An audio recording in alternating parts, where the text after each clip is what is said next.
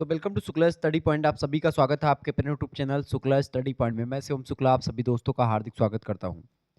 आज के वीडियो के माध्यम से हम लोग चर्चा करेंगे ज्योग्राफी के फर्स्ट पेपर से बनने वाले बहुत ही महत्वपूर्ण लगभग 100 से अधिक ऑब्जेक्टिव टाइप के प्रश्नों के बारे में, जो कि आपकी परीक्षा की दृष्टि से बहुत ही ज़्यादा इंपॉर्टेंट होंगे। ज्योग्राफी ऑफ इंडिया से बनने वाले ये प्रश्न हैं बहुत ही महत्वपूर्ण। पेपर 1 में ज्योग्राफी के आपको इंडियन ज्योग्राफी के बारे में या भारत के भूगोल के बारे में जानना होता है। भारत के भूगोल की अगर बात की जाए तो यहाँ से बनने वाले जो बहुत ही इंपॉर्टेंट प्रश्न हैं उन्हीं को इस वीडियो में मैंने रखने का काम किया है। इससे पहले एक मॉडल पेपर मैंने दिया है और एक विश्वविद्यालय का क्वेश्चन पेपर भी सॉल्व करवाया है, तो आप लोग देख लीजिएगा। सिद्धार्थ यूनिवर्सिटी का पेपर आपका कल लगा हुआ है, उसके लिए बहुत ही महत्वपूर्ण है ये। तो BA 6 सेमेस्टर के लिए बहुत ही इंपॉर्टेंट है उन सभी विश्वविद्यालयों के लिए जिनकी परीक्षा ऑब्जेक्टिव होने वाली है।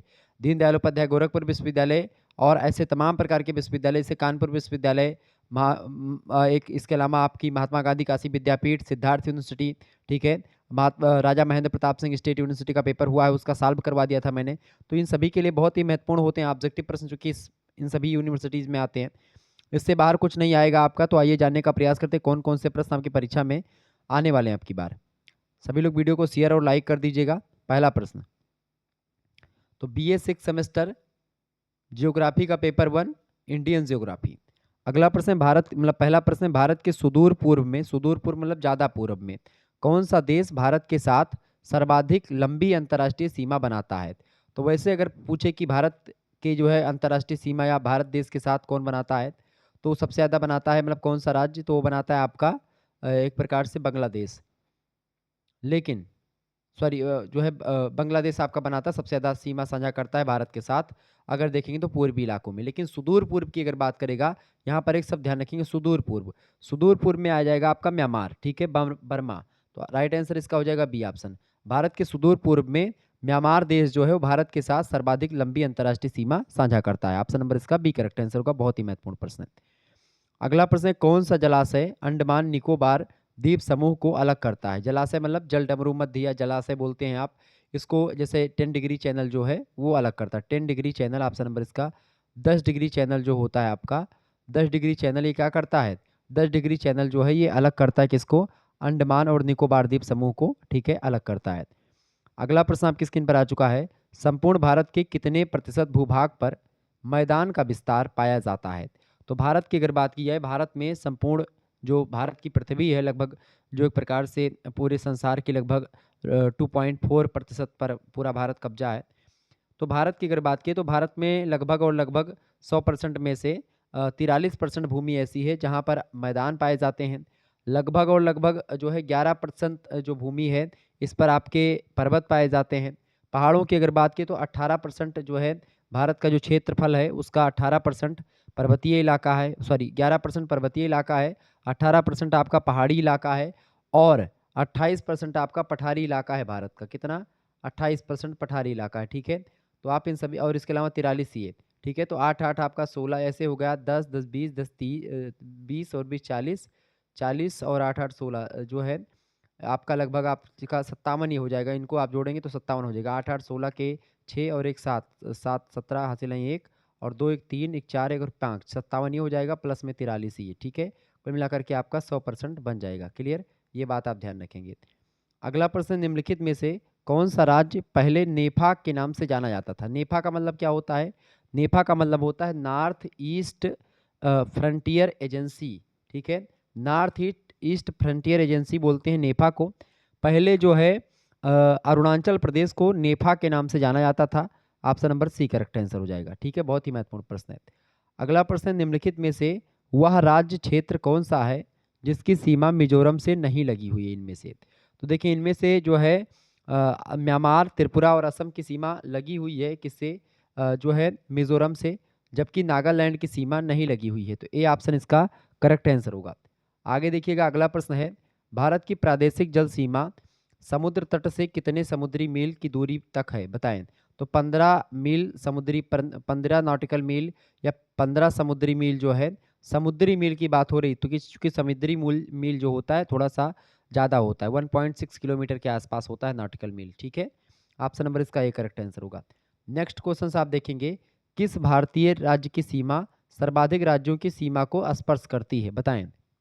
किस भारतीय राज्य की सीमा सर्वाधिक राज्यों की सीमा को स्पर्श करती है? तो उत्तर प्रदेश की जो एक प्रकार से सीमा है वो लगभग और लगभग 9 राज्यों की सीमा और प्लस में एक आपका केंद्र शासित प्रदेश की सीमा से टच करता है, जिसमें आपका पहला है आपका उत्तराखंड से सीमा साझा करता है उत्तर प्रदेश। इसके अलावा हरियाणा से करता है। इसके अलावा आप देखेंगे एमपी से करता है, ठीक है, मध्य प्रदेश से। इसके अलावा राजस्थान से भी करता है। इसके अलावा आपका छत्तीसगढ़ से भी करता है, ठीक है। इसके अलावा बिहार से करता है, ठीक है। इसके अलावा झारखंड से, और 8वां आपका करता है किससे? हिमाचल प्रदेश से। और 9वां आपका है लद्दाख, 10वां आपका है दिल्ली। तो इन सभी से सीमा साझा करता है कौन सा? अपना जो है उत्तर प्रदेश, ठीक है, ध्यान रखेंगे। अगला प्रश्न है, भारत के किस प्रदेश की सीमाएं 3 देशों क्रमशः नेपाल, भूटान और चीन से मिलती हैं? तो सिक्किम जो है इसकी सीमा जो है नेपाल से भी, भूटान से भी और चीन से मिलती है। क्योंकि आप देखेंगे भारत की स्थिति जो है कुछ इस तरीके से है। ये भारत है अपना, ठीक है। यहीं पर आपका जो है ये सिक्किम, जो ये ऊपर वाला भाग आपको दिखाई पड़ता है, यही आपका सिक्किम होता है, ठीक है। ये आपका सिक्किम है, अंगूठे के आकार का जो बना सिक्किम है। अब इधर आपका यहाँ पर नेपाल पड़ता है, ठीक है। ये वाला जो गोल वाला इलाका है, ये वाला इलाका ये भूटान का पड़ता है, ठीक है। और आपका जो आपका चाइना जो है वो भी एक प्रकार से ऊपर ऊपर वाला एरिया चाइना का है। ये चाइना का है, ये नेपाल का है और ये आपका भूटान का है, यानी तीनों तरफ से घिरा हुआ है। क्लियर? सिक्किम, ठीक है। आगे देखेंगे, अगला प्रश्न है, अच्छा यहीं पर एक जो सबसे ऊंची चोटी है भारत की, कंचनजंगा, वो यहीं पर है, ठीक है। भारत में अवस्थित सबसे ऊंची चोटी है कंचनजंगा, जो कि सिक्किम में ही अवस्थित है। भारत की सबसे ऊंची चोटी है केटू गाडविन आस्टिन, जो कि कहाँ पर है? पीओके में है। पीओके आपका कहाँ पर पड़ता है? ये आपका भारत हो गया, ये आपका जम्मू कश्मीर वाला इलाका हो गया, ठीक है। ये आपका यहाँ पर जो इलाका है ये वाला इलाका जो पड़ता है आपका, यहीं पर है आपका केटू गाडविन आस्टिन। और ये इलाका पीओके के अंडर में है, पाक ऑक्युपाइड कश्मीर है, ठीक है। अगला क्वेश्चन आप देखेंगे, संपूर्ण भारत में कितने प्रतिशत भूभाग पर पठार का विस्तार पाया जाता है? तो पठार का विस्तार मैंने आपको बताया था कितने प्रतिशत भूभाग पर भैया? लगभग 28%। तो 28% के आसपास यहाँ पर कौन दिख रहा है? 27.7। सी ऑप्शन इसका राइट आंसर हो जाएगा, ठीक है। बिल्कुल सी ऑप्शन इसका करेक्ट आंसर होगा। नेक्स्ट क्वेश्चन आप देखेंगे, अगला प्रश्न, निम्नलिखित में से किस देश के साथ भारत की अंतर्राष्ट्रीय सीमा नहीं लगती है? बताएं। इनमें से पाकिस्तान के साथ लगती है, बांग्लादेश के साथ भी लगती है, भूटान के साथ भी लगती है। श्रीलंका के साथ जो है ये अंतर्राष्ट्रीय सीमा भारत साझा नहीं करता है, जलीय जो है सीमा साझा है भारत और श्रीलंका के बीच में। अगला प्रश्न, निम्नलिखित में से प्रमुख भारतीय नगरों में से कौन सा एक सबसे अधिक पूरब की ओर अवस्थित है? सबसे अधिक पूरब की ओर इनमें से कौन सा अवस्थित है? लखनऊ जो है सबसे अधिक पूरब की ओर अवस्थित है इन सभी में से। अगला प्रश्न आपकी स्क्रीन पर आ चुका है, निम्नलिखित में से कौन सा नगर कर्क रेखा से निकटतम दूरी पर इनमें से अवस्थित है? निम्नलिखित में से देखिए, वैसे तो आपका पड़ता है त्रिपुरा, जो है राज्य में जो उदयपुर पड़ता है वो एक प्रकार से कर्क रेखा से सबसे निकटतम दूरी तय करता है, मतलब सबसे निकटतम दूरी पर है। लेकिन उदयपुर में ही अगरतला पड़ता है, तो इसीलिए यहाँ पर अगरतला अगर ऑप्शन में दिया तो करेक्ट आंसर हो जाएगा Agartala, A option right answer होगा। अगला प्रश्न आपकी स्क्रीन पर आ चुका, विभिन्न वायुपुंजों के मिलने से बने वाताग्र के कारण से, वाताग्र बनता है जब ठंडी वायुधारा और गर्म धारा जब जाकर के मिलती है ऊपर, तो वाताग्र का निर्माण होता है, फिर जल वहीं से बरसता है। तो वाताग्र के कारण से मानसून की उत्पत्ति किस विद्वान ने मानी है? तो स्पेट महोदय ने मानी है, ऑप्शन नंबर इसका सी करेक्ट आंसर होगा। नेक्स्ट क्वेश्चन आप देखेंगे, क्राइस्ट शिशु किसे कहते हैं? क्राइस्ट शिशु या छोटा बच्चा कहा जाता है किसको? अल नीनो धारा को। अल नीनो और ला नीनो इन दोनों को एक प्रकार से बोलते हैं, तो डी ऑप्शन इसका लगा सकते हैं, ऑप्शन नंबर आ और बा दोनों। अगला प्रश्न, निम्नलिखित राज्यों में से किसमें भारत की सबसे बड़ी अंतर्राष्ट्रीय लवणीय आर्द्र भूमि है? बताएं। गुजरात में, ऑप्शन नंबर इसका ए करेक्ट आंसर होगा। नेक्स्ट क्वेश्चन है, भारत के सर्वाधिक क्षेत्र पर किस प्रकार की मिट्टी पाई जाती है? बताएं। भारत के सर्वाधिक क्षेत्र पर किस प्रकार की मिट्टी पाई जाती है? तो जलोढ़ मिट्टी जो है भारत के सर्वाधिक क्षेत्रफल पर पाई जाती है। लगभग भारत के कुल क्षेत्रफल का 45% जो है क्षेत्रफल पर जलोढ़ मिट्टी पाई जाती है। ए ऑप्शन करेक्ट आंसर होगा इसका। अगला प्रश्न है, भारतीय कृषि अनुसंधान परिषद के अनुसार भारत में कितने प्रकार की मिट्टियां पाई जाती हैं? तो भारतीय कृषि अनुसंधान परिषद, जिसको आप ICAR बोलते हैं, ICAR बोलते हैं, इसके अनुसार कुल मिलाकर के 8 प्रकार की मुख्य मिट्टियां होती हैं। और एक प्रकार से इन्होंने और कई प्रकार की मिट्टियों के बारे में बताया जो कि गौण मिट्टी हैं, लेकिन 8 प्रकार की मुख्य मिट्टियां होती हैं जो आप ध्यान रखेंगे, ठीक है। तो ये 8 प्रकार की मिट्टियों के बारे में, जिसमें आपकी लैटेराइट मिट्टी, काली मिट्टी, पर्वतीय मिट्टी, ठीक है, शुष्क और मरुस्थलीय मिट्टी, लाल मिट्टी, ठीक है, जैविक मिट्टी, लवणीय और क्षारीय मिट्टी, इसके अलावा जो है जलोढ़ मिट्टी। तो भारतीय कृषि अनुसंधान परिषद, जिसको आप ICAR बोलते हैं, 1986 में 8 प्रमुख और 27 गौण प्रकार की मिट्टियों में एक प्रकार से भारतीय मिट्टियों को बांटा गया है। ठीक है, ये बात आप ध्यान रखेंगे। आगे बढ़ते हैं। तो इसको मैंने आपको कल जो क्लास हुई थी आपकी दिन में, सुबह की क्लास, या कल या परसों मैंने कल सुबह क्लास दी थी ज्योग्राफी की क्लास, उसमें आप देखेंगे तो बहुत सारे वीडियोस आपको वहाँ पर मतलब कि इसमें से मतलब समझाने वाली वीडियो है, महासंग्राम रिवीजन क्लास, तो उसको आप देख लीजिएगा। अगला प्रश्न है, भारत में निम्नलिखित में से कौन मृदा समूह लोहे के का अतिरेक होने का कारण अनुर्वर होता जा रहा है, बताएं। बहुत ही बढ़िया प्रश्न है परीक्षा की दृष्टि से। प्रश्न आपसे पूछा गया कि भारत में निम्नलिखित में से कौन सा मृदा समूह लोहे का परसेंटेज इसमें ज़्यादा हो रहा है और उस कारण से वो मिट्टी अनुर्वर हो रही, तो वो है लेटेराइट मिट्टी। ऑप्शन नंबर इसका डी करेक्ट आंसर होगा। ठीक है, ये बात आप ध्यान रखेंगे। अगला क्वेश्चन आपकी स्क्रीन पर आ चुका है, फटाफट से आप लोग देखने का प्रयास करेंगे। गंगा के मैदानों की पुरानी कछारी मिट्टी कहलाती है। गंगा के मैदानों की जो पुरानी कछारी मिट्टी है उसको बांगर मिट्टी बोलते हैं। ऑप्शन इसका करेक्ट आंसर होगा, परीक्षा में पूछा जा सकता है प्रश्न, ध्यान रखेंगे। अगला प्रश्न, लेटेराइट मिट्टी का प्राधान्य है। लेटेराइट मिट्टी का प्राधान्य जो क्षेत्र है वो है आपका मालाबार तटीय प्रदेश। Option number A correct answer होगा इसका। अगला क्वेश्चन है, मखरेला लेटेराइट मिट्टी किसका परिणाम होता है। मखरेला लेटेराइट मिट्टी जो है ये काली मिट्टी का परिणाम है। बी ऑप्शन इसका राइट आंसर होगा। नेक्स्ट क्वेश्चन आप देखेंगे, जलोढ़ मिट्टी में जब बालू के कणों और चीका की जो मात्रा, चीका मिट्टी की मात्रा और बालू के कण जब जलोढ़ मिट्टी में मिल जाते हैं तो लगभग बराबर होती है, तो उसे क्या नाम देते हैं। चीका मिट्टी की मात्रा और बालू के कणों की मात्रा बराबर बराबर मात्रा में जलोढ़ मृदा में मिल जाती है तो उस मिट्टी को क्या बोलते हैं, तब उस मिट्टी को बोलते हैं भैया दोमट मिट्टी। ठीक है, ये मिट्टी कौन सी हो जाती है, दोमट मिट्टी। डी ऑप्शन राइट आंसर होगा। अगला प्रश्न, ग्रेनाइट और नाइस चट्टानों जो नीस होता है, ठीक है, ग्रेनाइट और नीस चट्टानों में या से किस प्रकार की मिट्टी का निर्माण होता है। तो ग्रेनाइट और नीस चट्टानों से जो मिट्टी बनती है उसको लाल मिट्टी कहते हैं। ऑप्शन नंबर इसका ए करेक्ट आंसर होगा। नेक्स्ट क्वेश्चन आप देखेंगे, भारत में पाई जाने वाली कौन सी मिट्टी क्रेस्टेशियस युग में दरारी उद्भेदन से निक्षेपित पदार्थों से बनी हुई है। तो काली मिट्टी जो है ये दरारी उद्भेदन से निक्षेपित पदार्थों से बनी हुई है, यानी दरारों से जो निकले हैं, यानी कि आपका जो ज्वालामुखीयता की क्रिया के दौरान जो लावा निकला उसी से बना है। अगला प्रश्न, निम्नलिखित में से किस मिट्टी के बारे में यह कहा जा सकता है कि इसकी जुताई स्वतः होती रहती है। तो काली मिट्टी के बारे में आप कह सकते हैं कि इसकी जुताई स्वतः होती रहती है। बी ऑप्शन इसका राइट आंसर होगा। ये सब प्रश्न आपकी परीक्षा की दृष्टि से बहुत ही ज़्यादा महत्वपूर्ण है, आप इन प्रश्नों को याद कर लीजिएगा, बहुत ही इंपॉर्टेंट क्वेश्चन है। प्रश्न, भाखड़ा नागल परियोजना अवस्थित है, बताएं। फटाफट से आप लोग बताने का प्रयास करेंगे। भाखड़ा नागल परियोजना स्थित है कहाँ पर, सतलज नदी पर, ब्यास नदी पर, गंगा नदी पर, या फिर नर्मदा नदी पर। तो भाखड़ा नागल जो परियोजना है ये पंजाब के होशियारपुर में स्थित है, सतलज नदी पर। ठीक है, किस नदी पर, सतलज नदी पर स्थित है। ठीक है, ये बात ध्यान रखेंगे। भारत की सबसे लंबी नदी कौन सी है, गंगा नदी है, ये बात आप ध्यान रखेंगे। इंपॉर्टेंट प्रश्न परीक्षा की दृष्टि से पूछा जाता है। अच्छा, ये बताएं, भारत का सर्वाधिक जस्ता उत्पादक राज्य कौन सा है, तो राजस्थान है। ठीक है, और भारत किस खनिज में आत्मनिर्भर जो है तो लौह अयस्क में, अभ्रक में और मैग्नीज में भारत आत्मनिर्भर है। तांबे में भारत जो है आत्मनिर्भर नहीं है, ये बात आप ध्यान रखेंगे। जिप्सम प्रचुर मात्रा में कहाँ पर मिलता है, तो राजस्थान में मिलता है, बीकानेर में। ठीक है, आगे देखेंगे। अगला प्रश्न, गोदावरी बेसिन कहाँ पर है। तो गोदावरी बेसिन जो है दक्षिण भारत में है। ऑप्शन नंबर इसका सी करेक्ट आंसर होगा। गोदावरी नदी है और इसी का जो इलाका है उसी को बेसिन कहते हैं। अगला प्रश्न है, भारत में 1936 में स्थापित प्रथम राष्ट्रीय उद्यान का नाम क्या रखा गया था, बताएं। तो भारत में 1936 में बेसिकली एक प्रकार से प्रथम राष्ट्रीय उद्यान जो था उसका नाम रखा गया था हेली नेशनल पार्क या हेली राष्ट्रीय उद्यान। हेली राष्ट्रीय उद्यान को ही कार्बेट नेशनल पार्क के नाम से भी जाना जाता है, ये बात ध्यान रखेंगे। हेली राष्ट्रीय उद्यान उत्तराखंड के नैनीताल में स्थित है, 1936 में इसकी स्थापना हुई थी, ये बात आप ध्यान रखेंगे। आगे बढ़ते हैं। अगला प्रश्न है, भारत का प्रथम राष्ट्रीय उद्यान कौन सा है, तो कार्बेट नेशनल पार्क यानी कि हेली राष्ट्रीय उद्यान, ये ऑप्शन करेक्ट आंसर होगा। जिम कार्बेट राष्ट्रीय अभ्यारण्य कहाँ पर स्थित है, तो जिम कार्बेट राष्ट्रीय अभ्यारण्य जो है ये उत्तराखंड में स्थित है, ये ऑप्शन इसका करेक्ट आंसर होगा। अगला प्रश्न है, कार्बेट नेशनल पार्क को किस पशु की रक्षा के लिए स्थापित किया गया था। तो कार्बेट या जिम कार्बेट दोनों का मतलब एक ही है, या हेली नेशनल पार्क। तो कार्बेट नेशनल पार्क को बंगाल के बाघ के लिए एक प्रकार से जो है रखा गया था, उसकी रक्षा के लिए। ऑप्शन नंबर इसका ए करेक्ट आंसर होगा।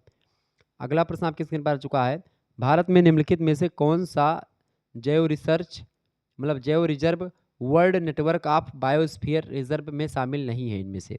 तो कौन सा शामिल नहीं भैया, कार्बेट जो है शामिल नहीं, बाकी मन्नार की खाड़ी, सुंदरबन और नंदा देवी ये सब शामिल हैं। अगला प्रश्न, राजाजी राष्ट्रीय पार्क एक प्राकृतिक आवास है। राजाजी राष्ट्रीय पार्क जो है एक प्राकृतिक आवास है किसका? एशियाई हाथियों का राजाजी राष्ट्रीय पार्क एक प्राकृतिक आवास है। राजाजी राष्ट्रीय पार्क जो है ये उत्तराखंड देहरादून में स्थित है, ये बात आप ध्यान रखेंगे। ओके, आगे बढ़ते हैं और भी चीज़ों को जानने का प्रयास करते हैं। एक बार वीडियो को शेयर और लाइक करते रहिए। जितने भी लोग हमारे साथ नए जुड़ रहे हैं फटाफट से वीडियो को शेयर कर दीजिएगा और लाइक कर दीजिएगा। अगला प्रश्न है, भारत में हाथी परियोजना कब शुरू हुई थी? बताएं, भारत में हाथी परियोजना कब शुरू हुई थी? भारत में हाथी परियोजना 1992 में 1992 में शुरू हुई थी। बी ऑप्शन इसका करेक्ट आंसर होगा। अगला प्रश्न है, अगस्त 2017 में भारत के पर्यावरण मंत्रालय ने किसकी रक्षा के लिए गज यात्रा का लोकार्पण किया था? तो हाथियों की रक्षा के लिए गज यात्रा का लोकार्पण किया था और ये 12 राज्यों में एक प्रकार से ये लोकार्पण किया गया था 12 अगस्त 2017 में। अगला प्रश्न है, बाघ अभ्यारण्य की सबसे बड़ी संख्या कहाँ पर स्थित है? बाघ अभ्यारण्य की सबसे बड़ी संख्या जो है वो मध्य प्रदेश में स्थित है। मध्य प्रदेश में लगभग 6 बाघ अभ्यारण्य है। कितने बाघ अभ्यारण्य है भैया? मध्य प्रदेश में 6 बाघ अभ्यारण्य है मध्य प्रदेश में। ठीक है, कौन कौन से हैं? पहला है आपका कान्हा बाघ अभ्यारण्य, दूसरा है आपका बांधवगढ़ राष्ट्र मतलब कि बाघ अभ्यारण्य, तीसरा है आपका टाइगर रिजर्व, ये सब है। ठीक है, पन्ना टाइगर रिजर्व, इसके अलावा चौथा है आपका पेंच टाइगर रिजर्व, पांचवा है आपका संजय दुबरी एक प्रकार से टाइगर रिजर्व, और छठा है आपका सतपुड़ा टाइगर रिजर्व। तो ये 6 एक प्रकार से अभ्यारण्य जो कि सर्वाधिक है अपने आप में एमपी में स्थित है, मध्य प्रदेश में। अगला प्रश्न है, मध्य प्रदेश में निम्नलिखित में से किस पशु के सर्वाधिक अभ्यारण्य हैं? तो बाघ के। ठीक है, ऑप्शन नंबर इसका ए करेक्ट आंसर हो जाएगा। ठीक है, ये बात आप ध्यान रखेंगे। अच्छा, मध्य प्रदेश में बाघों की संख्या कितनी है? तो एमपी में बाघ कितने हैं? एमपी में 785 बाघ हैं। ठीक है, दूसरे नंबर पर कौन है? कर्नाटक। कर्नाटक में 563 बाघ हैं। ठीक है, यूके की बात किया यानी कि उत्तराखंड की, तो उत्तराखंड में 560 बाघ हैं। ठीक है, महाराष्ट्र में 444 बाघ हैं। ठीक है, ये बात ध्यान, तो महाराष्ट्र में 444 हैं, उत्तराखंड में 560 हैं। ठीक है, और कर्नाटक में 563 हैं, और मध्य प्रदेश में 785 बाघ हैं सबसे ज़्यादा एमपी में ही। ठीक है, आगे देखेंगे। अगला प्रश्न आपकी स्क्रीन पर आ चुका है। बहुत ही ज़बरदस्त क्वेश्चन से आपकी परीक्षा की दृष्टि से ध्यान रखेंगे, ये प्रश्न आपकी परीक्षा में आ सकते हैं। लाइक कर दीजिएगा वीडियो को, और चैनल पर अगर नए हैं तो सब्सक्राइब जरूर कर दीजिएगा। प्रश्न है, आधुनिक लौह इस्पात उद्योग का वास्तविक प्रारंभ किस स्थान पर स्थापित कारखाने के साथ हुआ? बताएं, फटाफट से आप लोग बताने का प्रयास करेंगे। अच्छा, कान्हा नेशनल पार्क कहाँ पर है? मध्य प्रदेश में है। ठीक है, ध्यान रखेंगे। मेलघाट टाइगर रिजर्व महाराष्ट्र में है। दुधवा टाइगर रिजर्व उत्तर प्रदेश में है। ठीक है, केवलादेव टाइगर रिजर्व तेलंगाना में है। ठीक है, पेरियार नेशनल पार्क पश्चिमी घाट में है। ठीक है, ये बात आप ध्यान रखेंगे। जंगली हाथियों के लिए प्रसिद्ध है पेरियार, ठीक है, अभ्यारण्य। आगे देखेंगे, प्रश्न है आपका, आधुनिक लौह इस्पात उद्योग का वास्तविक प्रारंभ किस स्थान पर स्थापित कारखाने के साथ हुआ? तो कुल्टी में एक प्रकार से स्थापित हुआ था 1870 में। ठीक है, ध्यान रखेंगे। अगला प्रश्न है, तट आधारित इस्पात संयंत्र कहाँ स्थित है? तो भारत में मात्र एक तट अभ्यारण्य संयंत्र मतलब इस्पात संयंत्र स्थित है। ठीक है, वो है आपका विशाखापट्टनम में। विशाखापट्टनम ये पड़ता है आपका आंध्र प्रदेश में। ठीक है, और ये जो तट आधारित इस्पात संयंत्र है इसको जो है बिजाग स्टील प्लांट बोलते हैं। बिजाग स्टील प्लांट इसका नाम है। 1971 में इसकी स्थापना होती है। जर्मनी और रूस की मदद से, उसकी टेक्नोलॉजी की मदद से 1971 में बिजाग स्टील प्लांट की स्थापना करी जाती है विशाखापट्टनम आंध्र प्रदेश में। आपको बता दूं कि ये भारत का प्रथम तट आधारित इस्पात संयंत्र है एकमात्र। ठीक है, तो option number C right answer होगा इसका। अगला प्रश्न, दुर्गापुर लौह इस्पात संयंत्र किस देश के सहयोग से स्थापित किया गया? तो दुर्गापुर लौह इस्पात संयंत्र जो स्थापित किया गया है ये आपका ब्रिटेन के सहयोग से स्थापित किया गया है। ठीक है, कब स्थापित किया गया है? ये 1950 में स्थापित किया गया है। ठीक है, दुर्गापुर लौह इस्पात संयंत्र कहाँ पर है, किस राज्य में है? तो ये है आपका पश्चिम बंगाल में, ये बात ध्यान रखेंगे। अगला क्वेश्चन आप देखेंगे, राउरकेला इस्पात संयंत्र की स्थापना हुई थी। राउरकेला इस्पात संयंत्र की स्थापना, ये सब याद कर लीजिएगा, 100% प्रश्न आने वाले हैं। राउरकेला इस्पात संयंत्र की स्थापना कब हुई थी? इसकी स्थापना हुई थी भैया जर्मनी के सहयोग से। और कब हुई थी अगर ये पूछा जाए तो 3 फरवरी 1959 को एक प्रकार से राउरकेला इस्पात संयंत्र की स्थापना हुई थी जर्मनी के सहयोग से। Option number D right answer होगा इसका। अगला प्रश्न, भिलाई संयंत्र किसकी मदद से स्थापित किया गया? तो भिलाई संयंत्र जो स्थापित किया गया था ये आपका रूस की मदद से, या जो है रूस की मदद से स्थापित किया गया था। संयुक्त अरब की एक प्रकार से या बोले तो सोवियत संघ की मदद से भिलाई संयंत्र स्थापित किया गया था। ठीक है, तो ऑप्शन नंबर इसका सी करेक्ट आंसर होगा। कब अगर पूछे तो 1955 में भिलाई संयंत्र की स्थापना करी गई थी। कहाँ पर, तो भिलाई संयंत्र कहाँ पर स्थित है, तो ये स्थित है आपका दुर्गपुर जिले मतलब दुर्ग जिले में। ठीक है, दुर्ग जिला कहाँ पर पड़ता है, छत्तीसगढ़ में पड़ता है। ठीक है, छत्तीसगढ़ के दुर्गपुर जिले में मतलब दुर्ग जिले में भिलाई संयंत्र जो है रूस की मदद से 1955 में स्थापित किया गया। अगला प्रश्न है, रूस की सहायता से स्थापित लौह इस्पात संयंत्र, तो बोकारो, भिलाई और विशाखापट्टनम ये सब रूस की सहायता से ही बने हैं। Option number D correct answer होगा इनमें से सभी। अगला प्रश्न आपकी स्क्रीन पर आ चुका है। प्रश्न आपकी स्क्रीन पर आ चुका है, भिलाई, दुर्गापुर और राउरकेला में लौह इस्पात संयंत्र की स्थापना किस पंचवर्षीय योजना के दौरान की गई थी? फटाफट से आप लोग बताने का प्रयास करेंगे, बताइएगा। भिलाई, दुर्गापुर और राउरकेला में लौह इस्पात संयंत्र की स्थापना जो हुई है ये द्वितीय पंचवर्षीय योजना के दौरान हुई है। बी ऑप्शन राइट आंसर होगा। 1955 मतलब 1956 से 1961 के दौरान एक प्रकार से द्वितीय पंचवर्षीय योजना आई थी, उसी दौरान। अगला प्रश्न, भारतीय इस्पात प्राधिकरण लिमिटेड सेल की स्थापना कब की गई थी? तो सेल की स्थापना 1974 में हुई है। सी ऑप्शन इसका राइट आंसर होगा।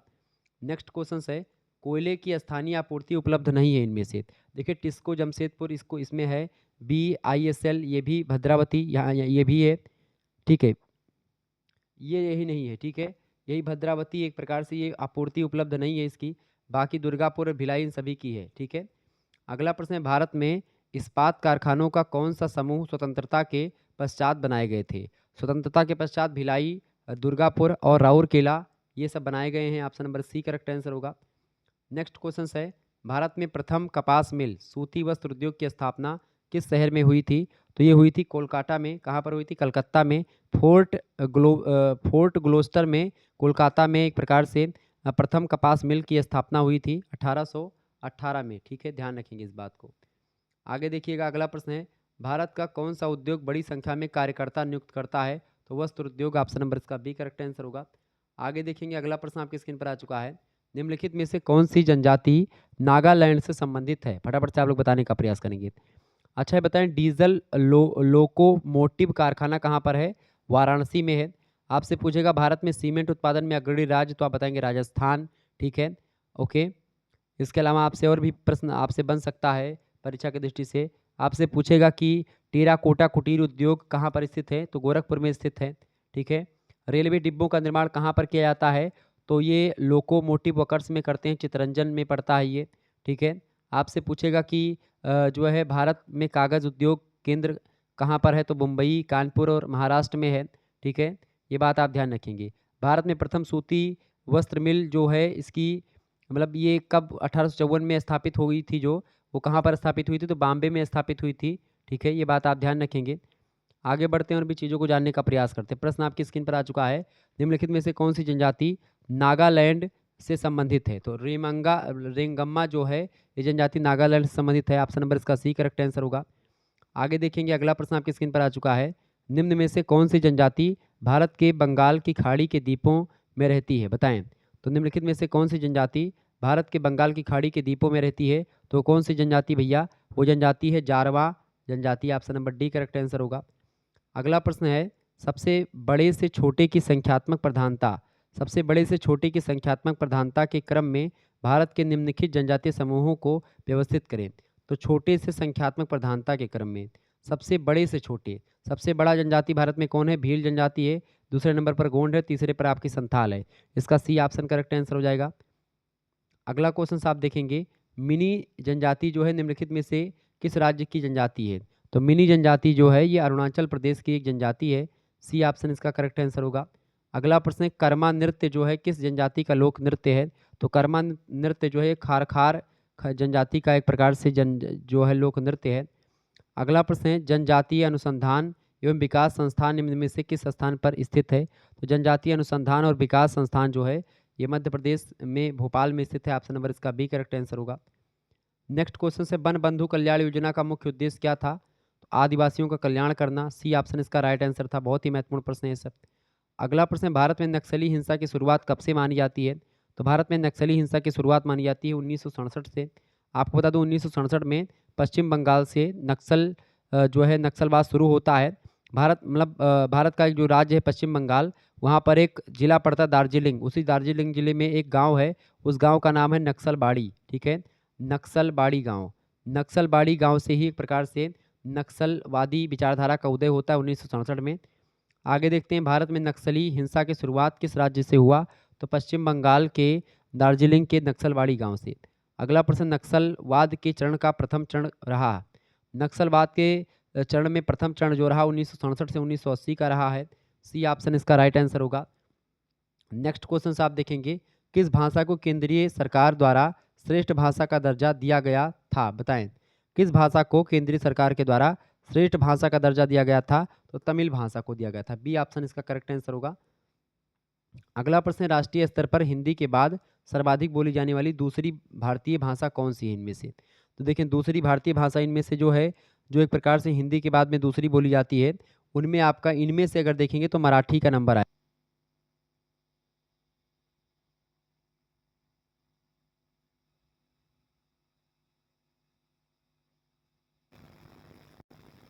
तो इसका करेक्ट आंसर क्या हो जाएगा? नक्सलवादी या नक्सलवाद के जो है चरण का जो प्रथम चरण रहा है 1967 से 1980 रहा है। सी ऑप्शन इसका राइट आंसर होगा। अगला प्रश्न है, किस भाषा को केंद्रीय सरकार द्वारा श्रेष्ठ भाषा का दर्जा दिया गया था? बताएं, तो किस भाषा को केंद्रीय सरकार के द्वारा श्रेष्ठ भाषा का दर्जा दिया गया था? तो दिया गया था तमिल भाषा को। बी ऑप्शन राइट आंसर होगा। अगला प्रश्न, राष्ट्रीय स्तर पर हिंदी के बाद सर्वाधिक बोली जाने वाली दूसरी भाषा कौन सी है? दूसरी भारतीय भाषा। तो इनमें से हिंदी के बाद में सबसे ज़्यादा हिंदी बोली जाती है। हिंदी जो है लगभग 43.62% लोग, 43 जो है 63 43.63% लोग हिंदी बोलते हैं भारत में। दूसरे नंबर पर है बंगाली भाषा। ठीक है, बंगाली भाषा जो है लगभग 8.03% लोग जो है बंगाली बोलते हैं। इसके बाद में जो तीसरे नंबर पर आती है, वो है आपकी मराठी बोली। ठीक है, मराठी जो है वो आपकी 6.86% एक प्रकार से लोग बोलने लगे हैं। ठीक है, मराठी ने पिछाड़ दिया किसको? तेलुगु को। ठीक है, आपको बता दूं जो चौथे नंबर पर है वो है आपकी तेलुगु। 6.7% जो है लोग बोलते हैं तेलुगु। ठीक है, ये बात आप ध्यान रखेंगे। यानी करेक्ट आंसर इसका क्या हो जाएगा? तो राष्ट्रीय स्तर पर हिंदी के बाद सर्वाधिक बोली जाने वाली दूसरी भारतीय भाषा जो है, वैसे तो आपकी बंगाली है। 8% लोग लगभग बंगाली बोलते हैं, लेकिन इनमें बंगाली दी नहीं है, तो इसीलिए ऑप्शन नंबर क्या लग जाएगा? बी ऑप्शन मराठी दिया। कितने परसेंट लोग मराठी बोलते हैं? 6.86% लोग मराठी बोलते हैं, लेकिन तेलुगु कितने लोग बोलते हैं? 6.7% लोग ही बोलते हैं। ठीक है, और थोड़ी सी ज़्यादा मराठी लोग बोलते हैं। अगला प्रश्न है, खासी और गारो किस राज्य की भाषाएं हैं? मतलब कि भाषाएं हैं। तो खासी और गारो ये भाषा भी है और जनजाति भी है, तो मेघालय की भाषा है। Option number C correct answer होगा इसका। अगला क्वेश्चन आपके स्क्रीन पर आ चुका है, फटाफट से आप लोग देखने का प्रयास करेंगे। इंपॉर्टेंट प्रश्न है आपकी परीक्षा की दृष्टि से, ऐसे ही प्रश्न आपके परीक्षा में आएंगे, ध्यान रखिएगा। ठीक है, प्रश्न है, निम्न में से किस राज्य की जनसंख्या सबसे कम है? बताएं। अच्छा, ये बताएं, वर्तमान में भारतीय संविधान में कितनी राजभाषाएं वर्णित हैं? तो 22 भाषाएं वर्णित हैं। 8वीं अनुसूची में भाषाओं को जगह दिया गया है, ये बात आप ध्यान रखेंगे। आपसे प्रश्न पूछ सकता है कि 11वां हिंदी सम्मेलन किस वर्ष संपन्न हुआ? तो 2018 में संपन्न हुआ। ओके, खासी जो है कहाँ की राजभाषा है? तो मेघालय की है। ओके, ऐसे कई प्रश्न आपसे पूछ सकते हैं। अच्छा, ये बताएं, झारखंड में कौन सी जनजातियाँ पाई जाती हैं? तो चेरी, कोरवा, गोंडी ये सब जनजाति झारखंड में पाई जाती हैं। ठीक है, अच्छा बताओ, टोडा जनजाति का मूल स्थान कौन सा है? नीलगिरी की पहाड़ियाँ है, प्रश्न भी पूछा गया था जो है इसमें राजा महेंद्र प्रताप सिंह स्टेट यूनिवर्सिटी में। तो ये सब प्रश्न आपकी परीक्षा में पूछे जा सकते हैं, ये बात ध्यान रखेंगे। अच्छा, भाषा के आधार पर गठित भारत का पहला राज्य जो है वो आंध्र प्रदेश है, ये बात भी ध्यान रखेंगे, परीक्षा में प्रश्न आया हुआ है। मलयालम किस राज्य की भाषा है? तो केरल राज्य की भाषा मलयालम है। ठीक है, ये बात ध्यान रखेंगे। चलें, अगला प्रश्न आपके स्क्रीन पर आ चुका है, निम्न में से किस राज्य की जनसंख्या सबसे कम है? सबसे कम जनसंख्या जो है वो सिक्किम की है, और सबसे ज़्यादा जनसंख्या जो है भारत में वो है उत्तर प्रदेश की। सिक्किम में कितनी जनसंख्या है? लगभग 2011 की जनगणना के अनुसार देखें तो 6,10,577 लोग सिक्किम में पाए गए थे 2011 की जनगणना में। अगला प्रश्न है, निम्न में से किस वर्ष भारत में पहली बार संपूर्ण जनगणना की गई थी? बताएं। तो निम्न में से किस वर्ष भारत में पहली बार संपूर्ण जनगणना की गई थी? तो 1872 में की गई थी। बी ऑप्शन इसका करेक्ट आंसर होगा। ठीक है, अगला क्वेश्चन आप देखेंगे, अगला प्रश्न आपकी स्क्रीन पर आ चुका है। भारत विश्व में या विश्व के कितने प्रतिशत भूभाग पर फैला हुआ है? तो भारत 2.4% पूरे के पूरे संसार की भूमि पर फैला हुआ है, लगभग 2.5% पर। अगला प्रश्न है, मतलब कि 2.4 ही कहिएगा, 2.5 कहना उचित ना होगा क्योंकि 2.5 ऑप्शन में है। अगला प्रश्न है, भारत में विश्व की कितनी प्रतिशत जनसंख्या रहती है?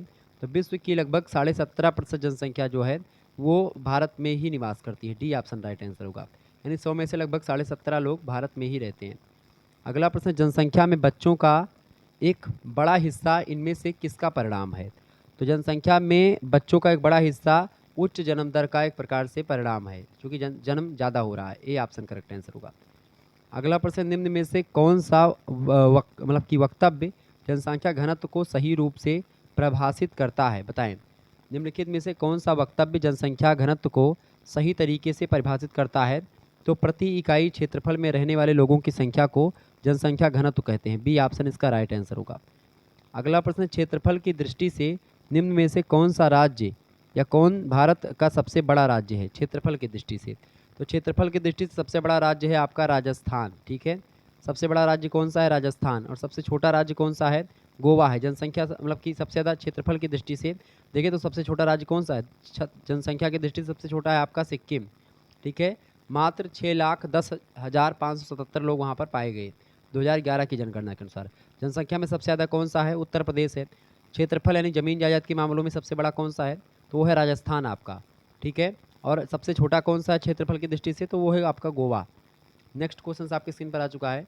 निम्न में से किस कारणवश भारत में उत्तरी भारत में जनसंख्या घनत्व सर्वाधिक है? उत्तरी भारत में जनसंख्या घनत्व सर्वाधिक इसलिए है क्योंकि उपजाऊ भूमि भी है, पर्याप्त वर्षा भी होती है और समतल मैदान भी है, तो इसके कारण से यहाँ पर जनसंख्या ज़्यादा है। ये ऑप्शन करेक्ट आंसर होगा। अगला क्वेश्चन आप देखेंगे, निम्न में से किस राज्य का जनसंख्या घनत्व सर्वाधिक है? जनसंख्या घनत्व सर्वाधिक है इनमें से बिहार का। बिहार में 1 वर्ग किलोमीटर के दायरे में लगभग 1106 लोग निवास करते हैं। लगभग अगर बिहार की बात किया है तो 1 किलोमीटर का अगर वर्ग बनाएंगे, 1 किलोमीटर का वर्ग आप बनाएंगे तो उसमें लगभग 1106 लोग निवास करेंगे। अगला प्रश्न है, निम्न में से कौन सा घटक जनसंख्या वृद्धि के लिए उत्तरदायी है?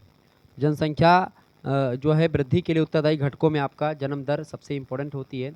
ऑप्शन नंबर इसका सी करेक्ट आंसर होगा। अगला प्रश्न है, जनसंख्या वृद्धि परिवर्तन की प्रक्रिया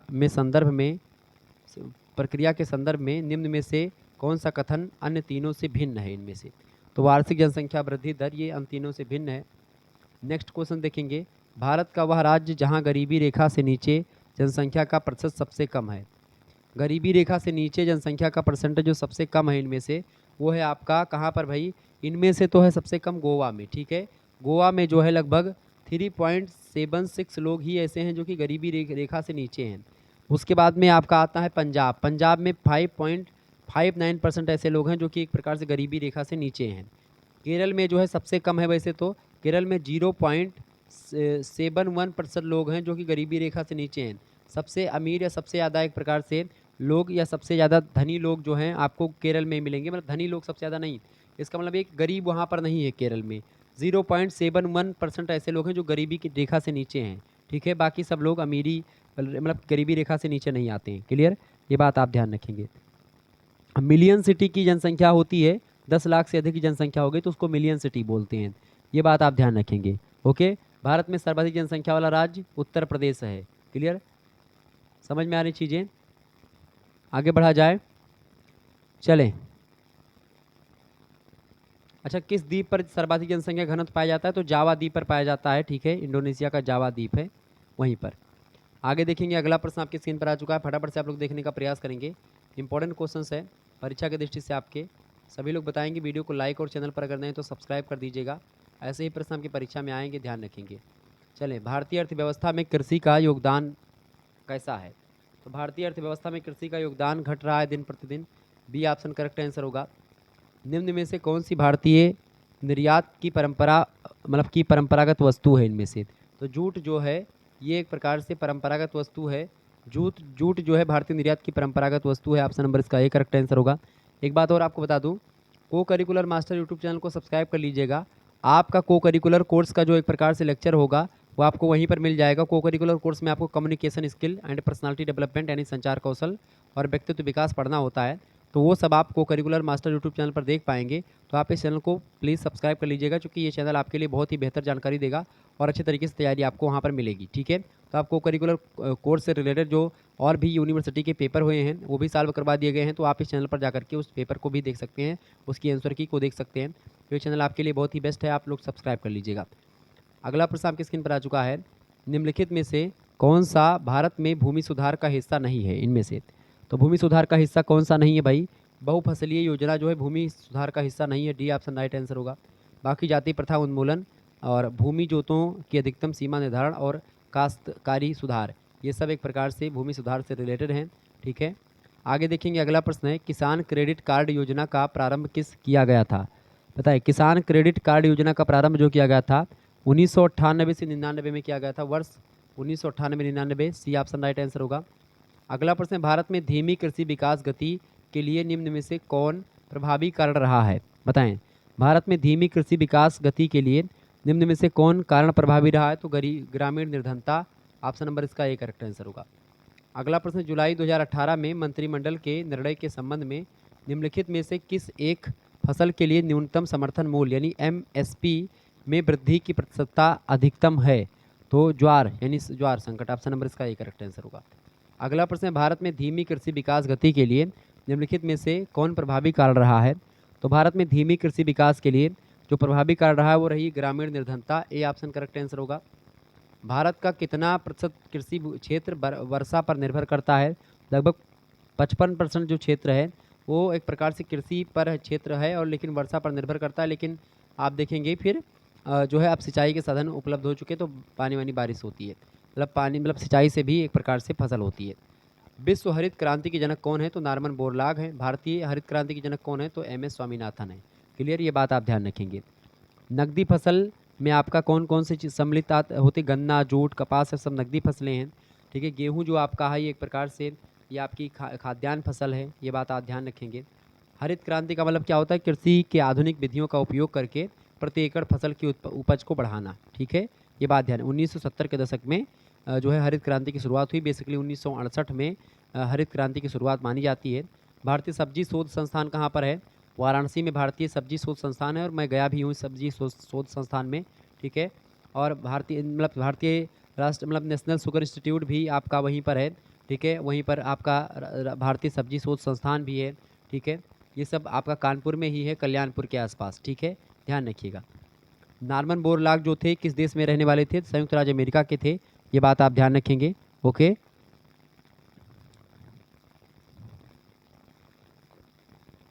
आगे देखेंगे। अगला प्रश्न है, प्रधानमंत्री फसल बीमा योजना में किसानों की आयु दुगनी करने का लक्ष्य कब तक रखा गया था? तो किसानों की आयु को दुगनी करने का जो लक्ष्य रखा गया था 2022 तक रखा गया था, वर्ष 2022, ए ऑप्शन राइट आंसर होगा। अगला प्रश्न, भारत सरकार ने कीमत स्थिरीकरण कोष की स्थापना का निर्णय लिया था आलू और प्याज के उत्पादकों के लिए, ए ऑप्शन करेक्ट आंसर होगा। अगला प्रश्न, राष्ट्रीय किसान आयोग का गठन सर्वप्रथम किस वर्ष किया गया? तो राष्ट्रीय किसान आयोग का गठन जो है सबसे पहले किया गया था 18 नवंबर 2004 को, ऑप्शन नंबर इसका सी करेक्ट आंसर होगा। नेक्स्ट क्वेश्चन आप देखेंगे, ये भी बढ़िया प्रश्न आपकी परीक्षा की दृष्टि से आ चुका है। प्रश्न, जगन्नाथपुरी, बनारस, जेरूसलम और मक्का किस प्रकार के नगर हैं? किस प्रकार के नगर के उदाहरण है? प्रशासनिक नगर नहीं है, ये व्यापारिक नगर भी नहीं है और परिवहन नगर भी नहीं है, ये सांस्कृतिक नगर हैं। देखिए, जगन्नाथपुरी में उड़ीसा में पड़ता, तो ये यहाँ पर आप देखते हैं भगवान जगन्नाथ जी की एक प्रकार से मंदिर है। बनारस में आप देखते हैं भगवान भोलेनाथ। जेरूसलम में आपका ईसाई धर्म से रिलेटेड है, मुस्लिम धर्म से। मक्का मतलब कि जेरूसलम आपका ईसाई से रिलेटेड है, मक्का आपका मुस्लिम धर्म से रिलेटेड है। तो ये सब एक प्रकार से हैं। ठीक है, ये बात आप ध्यान रखेंगे, इंपॉर्टेंट है प्रश्न। आगे देखिएगा, अगला प्रश्न आपकी स्क्रीन पर आ चुका है। अच्छा, हरित सोना क्रांति का संबंध किससे है? तो बांस के उत्पादन से है संबंधित हरित सोना क्रांति। ठीक है, ये बात आप ध्यान रखेंगे। ओके, श्वेत क्रांति का संबंध किससे है? दुग्ध उत्पादन से। ओके, नीली क्रांति का संबंध मछली उत्पादन से। तिलहन उत्पादन से कौन सी क्रांति संबंधित है? पीली क्रांति। ठीक है, ये सब आप ध्यान रखेंगे। आगे देखते हैं, अगला प्रश्न आपकी स्क्रीन पर आ चुका, फटाफट से आप लोग देखने का प्रयास करेंगे। प्रश्न है, तो इसका करेक्ट आंसर क्या हो जाएगा? B option. अगला प्रश्न, Delhi, Canberra, Beijing, Addis Ababa, Washington, London, ये सब किस प्रकार के नगर हैं? ये सब राजधानी है। दिल्ली भारत की राजधानी है, कैनबरा ऑस्ट्रेलिया की राजधानी आप देखते हैं होगी, लगभग मुझे शायद ध्यान है जहाँ तक। बीजिंग आपकी चीन की राजधानी है। अदीस अबाबा जो है आपकी ये राजधानी इथोपिया की पड़ेगी। ऐसे वाशिंगटन डीसी आपकी अमेरिका की राजधानी है। लंदन आपका आप जानते हैं इंग्लैंड की राजधानी है। ठीक है, तो ये सब राजधानी हैं। तो यानी कि ये कैसे हैं, ये व्यापारिक नगर नहीं है, ना सांस्कृतिक है, ना परिवहन नगर है, ये प्रशासनिक नगर हैं। क्योंकि प्रशासन कहाँ से होता है, राजधानी से ही होता है। सी ऑप्शन इसका राइट आंसर होगा। नेक्स्ट क्वेश्चन आप देखेंगे, अदीस अबाबा किस देश की राजधानी है? अदीस अबाबा इथोपिया की राजधानी है। बी ऑप्शन करेक्ट आंसर होगा। सघन अधिवासों को विभिन्न विद्वानों ने भिन्न भिन्न नामों से पुकारा, गलत जोड़ा कौन सा इनमें से? तो फिंच और ट्रिवार्थरा ने बेस्टी बस्ती कहा है सघन अधिवासों को। पूंजित बस्ती ब्लास ने कहा है। ब्रूंस महोदय ने संकेंद्रित बस्ती कहा है। हंटिंगटन ने सघन बस्ती नहीं कहा। तो यही option number D correct answer हो जाएगा, ये गलत है जोड़ा। अगला प्रश्न है, फार्म गृह जो होते हैं, फार्म हाउस, ये कहाँ पर नहीं पाए जाते हैं? तो फार्म हाउस पहली बार जाने संयुक्त राज्य अमेरिका में खूब पाए जाएंगे, कनाडा में, ऑस्ट्रेलिया में, यहाँ सब फार्म हाउस पाए जाते हैं। भारत में फार्म हाउस जैसी कोई व्यवस्था नहीं होती। भारत में क्या होता है, अटाना होता है फार्म हाउस के स्थान पर। जो चूँकि बड़े बड़े खेतिहर किसान अमेरिका वगैरह में होते हैं, तो वहाँ पर एक प्रकार से इसे खेतों में घर बना देते हैं। फार्म हाउस वही होता है, ठीक है, जहाँ से काम संचालन होता है, कृषि काम किए जाते हैं। भारत में क्या होता है, अटाना, एक तो झुग्गी झोपड़ी रख करके 2 खटिया डाल ली वहीं पर, और उस पर मच्छरदानी लग गई। वहीं पर आराम से एक रजाई, एक कथरी, बढ़िया एक तकिया, आराम से लग के वहीं लेटत हैं, और साँड़ और बहेला रखावत हैं। ठीक है, तो ये क्या है, ये भारत में जो फार्म हाउस के नाम पर है वो केवल हटाना होता है, एक आदमी लेटने जैसा। ठीक है, या फिर अगर बहुत ज़्यादा बन गया तो एक आध कोठरी बनवा लेंगे खेत में बस। फार्म हाउस का मतलब होता है कि जहाँ से सारे काम आपके, जैसे पाही वगैरह जो होती है वही फार्म हाउस टाइप का होता है, पाही। लेकिन भारत में छोटे पाही होते हैं, फार्म हाउस वो नहीं होंगे। अमेरिका में बड़े बड़े फार्म हाउस होते हैं। फार्म हाउस का मतलब एकदम से महल टाइप का बना देते हैं वहीं खेतों में, वहीं पर आपका सारा चीज़ होता है। अगला प्रश्न, किसी झील के चारों ओर बसा गांव किस प्रकार का प्रतिरूप आएगा? झील के चारों ओर बसा जो गांव होगा वो वृत्ताकार प्रतिरूप बनेगा। ऑप्शन नंबर इसका सी करेक्ट आंसर होगा। अगला प्रश्न, ग्रामीण अधिवासों में किस प्रकार के व्यवसायों की प्रधानता रहती है? तो ग्रामीण अधिवासों में प्राथमिक व्यवसायों की एक प्रकार से प्राथमिकता रहती है, प्रधानता रहती है। ए ऑप्शन करेक्ट आंसर होगा। अगला प्रश्न, पर्वतों एवं ऊंचे पठारों को किस प्रकार के व्यवसायों की प्रधानता होती है? तो पर्वतीय या मतलब पर्वतों पर और ऊंचे पठारों पर व्यापार ज़्यादा होता है। Option number C correct answer होगा। नेक्स्ट क्वेश्चन है, निम्नांकित में से कौन सा पठारी नगर है इनमें से? पठारी नगर कौन सा है भाई? पठारी नगर इनमें से है नागपुर। ऑप्शन नंबर इसका ए करेक्ट आंसर होगा। छोटा नागपुर का पठार जो है उसको क्या बोलते हैं? उसको बोलते हैं रूर। ठीक है, रूर प्रदेश बोलते हैं, चूँकि रूर जो है वो जर्मनी में पड़ता है। तो जो रूर प्रदेश में चूँकि खनिज मतलब कि वहाँ पर खनिज उत्पादन बहुत ज़्यादा होता है। ऐसे ही भारत में जो छोटा नागपुर का पठार है उसको भारत का रूर कहा जाता है, इसलिए चूँकि यहाँ पर भी खनिज उत्पादन की दृष्टि से छोटा नागपुर पठार बहुत ज़्यादा इंपॉर्टेंट है। अगला प्रश्न आपकी स्क्रीन पर आ चुका, भिलाई नगर किस वर्ग का है? भिलाई नगर जो है औद्योगिक वर्ग है। Option number C correct answer हो जाएगा। और पठारी नगर कौन सा है? छोटा नागपुर का पठार, मतलब कि Nagpur. Option number A correct answer होगा। तो इस तरीके से आप लोगों ने बहुत सारे प्रश्नों को समझा। मिलते हैं फिर नेक्स्ट वीडियो में, तब तक के लिए जय हिंद जय भारत। आप सभी का बहुत बहुत धन्यवाद हमारे से जुड़ने के लिए। इसी प्रकार से अपना प्यार हमें से बनाए रखेंगे। ओके, बहुत बहुत धन्यवाद आप सभी का। ओके, धन्यवाद।